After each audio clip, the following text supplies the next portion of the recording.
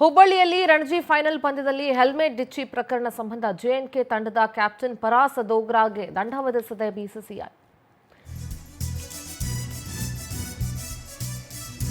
ಹುಬ್ಬಳ್ಳಿಯಲ್ಲಿ ರಣಜಿ ಫೈನಲ್ ಪಂದ್ಯಗಳು ನಡೀತಾ ಇದೆ. ಈ ಪಂದ್ಯದಲ್ಲಿ ಹೆಲ್ಮೆಟ್ ಡಿಚ್ಚಿ ಪ್ರಕರಣ ಜೆಎನ್ಕೆ ತಂಡದ ಕ್ಯಾಪ್ಟನ್ ಪರಾಸ್ ದೋಗ್ರಾಗೆ ಬಿಸಿಸಿಐ ದಂಡ ವಿಧಿಸಿದೆ.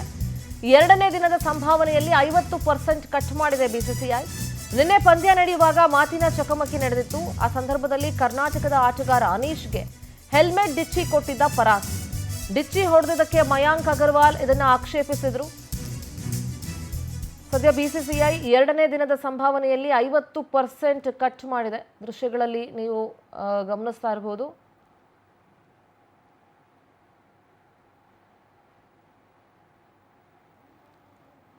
ನಿನ್ನೆ ಪಂದ್ಯ ನಡಿಬೇಕಾದ್ರೆ ಮಾತಿನ ಚಕಮಕಿ ನಡೆದಿತ್ತು. ಹುಬ್ಬಳ್ಳಿಯಲ್ಲಿ ರಣಜಿ ಫೈನಲ್ ಪಂದ್ಯ ಮೂರನೇ ದಿನದ ಆಟ. ಮೊದಲ ಇನ್ನಿಂಗ್ಸ್ನಲ್ಲಿ 584 ರನ್ಗೆ ಜೆಎನ್ಕೆ ತಂಡ ಆಲ್ಔಟ್ ಆಗಿದೆ. ಟಾಸ್ ಗೆದ್ದು ಬ್ಯಾಟಿಂಗ್ ಆಯ್ಕೆ ಮಾಡಿಕೊಂಡಿತ್ತು ಜೆಎನ್ಕೆ ಟೀಮ್. 173 ಓವರ್ಗಳಲ್ಲಿ 584 ಕಲೆ ಹಾಕಿದೆ ಜಮ್ಮು ಕಾಶ್ಮೀರ ತಂಡ. 5 ವಿಕೆಟ್ ಕಬಳಿಸಿದ ಕರ್ನಾಟಕದ ಪರ ಬೌಲರ್ ಪ್ರಸಿದ್ಧ ಕೃಷ್ಣ. ಕರ್ನಾಟಕ ತಂಡಕ್ಕೆ ಮೊದಲ ಇನ್ನಿಂಗ್ಸ್ನಲ್ಲೇ ಆರಂಭಿಕ ಆಘಾತ ಉಂಟಾಗಿತ್ತು. ಕೇವಲ 13 ರನ್ ಗಳಿಸಿ ಸ್ಫೋಟಕ ಬ್ಯಾಟರ್ ಕೆಎಲ್ ರಾಹುಲ್ ಔಟ್ ಆದರು.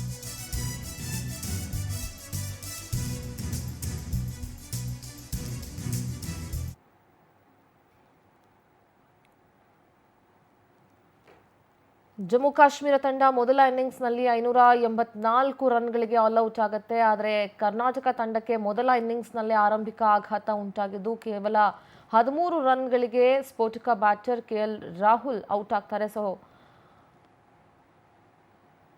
ಒಂದು ಕಡೆ ಬಿಸಿಸಿಐ ಜಮ್ಮು ಕಾಶ್ಮೀರ ತಂಡದ ಕ್ಯಾಪ್ಟನ್ ಪರಾಸ್ ದೋಗ್ರಾಗೆ ದಂಡ ವಿಧಿಸಿದೆ. ಮತ್ತೊಂದು ಕಡೆ ಇನ್ನಿಂಗ್ಸ್ಗಳ ವಿಚಾರಕ್ಕೆ ಬಂದಾಗ ಮೊದಲ ಇನ್ನಿಂಗ್ಸ್ನಲ್ಲೇ ಕರ್ನಾಟಕ ಆರಂಭಿಕ ಆಘಾತವನ್ನ ಕಂಡಿದೆ.